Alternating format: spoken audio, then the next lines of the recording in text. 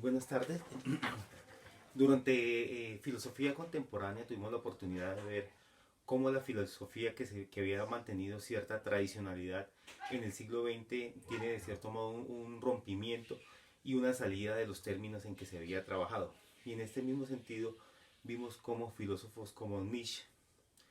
hacen una crítica total a lo que ha sido la historia de la filosofía occidental desde la aparición de Sócrates. Y nos invita también a mirar un poco a los filósofos presocráticos para abandonar un poco esa moral judeocristiana y así trascender a través de la voluntad de poder para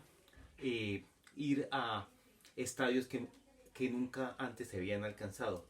En el siglo XX también tuvimos el nacimiento del positivismo lógico, que fue creada por grandes pensadores como fueron Bertrand Russell, Ludwig Wittgenstein y Karl Popper, entre muchos otros, que además de filósofos también tenían en común un gran dominio y un gran conocimiento en las ciencias naturales, especialmente en matemáticas y física. Ellos buscaron, a través del análisis lingüístico,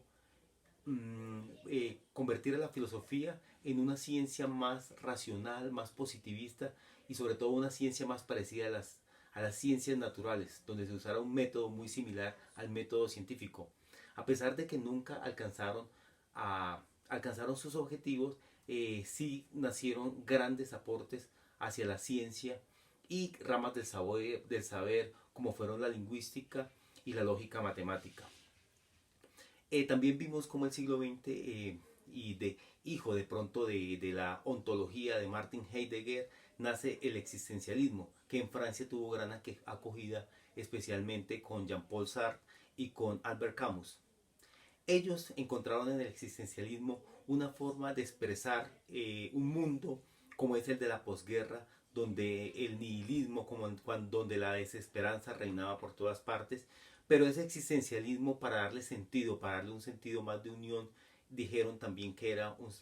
humanismo, que el existencialismo era un humanismo. Más adelante Martin Heidegger hace una crítica al humanismo francés diciendo que era egocéntrico y que llevaría a la destrucción, y creo que es una crítica muy acertada hoy en día, donde vemos que poner el hombre por encima de las otras cosas ha llevado a que el planeta se esté calentando y a una deforestación y a un consumismo que pone en peligro nuestra propia existencia. También vimos cómo la fenomenología, que había sido una parte importante durante el siglo XX y que había provocado una división entre dos filosofías que conocemos hoy en día como la filosofía continental, que es más fenomenológica, y la analítica, que es más positivista, en los últimos años han encontrado de cierto modo un acuerdo, y vemos cómo filósofos que se autodenominan analíticos recurren a la fenomenología y tienen en ella una herramienta adicional para trabajar, lo cual considero que es muy positivo porque se trata todo de una misma filosofía. Muchísimas gracias.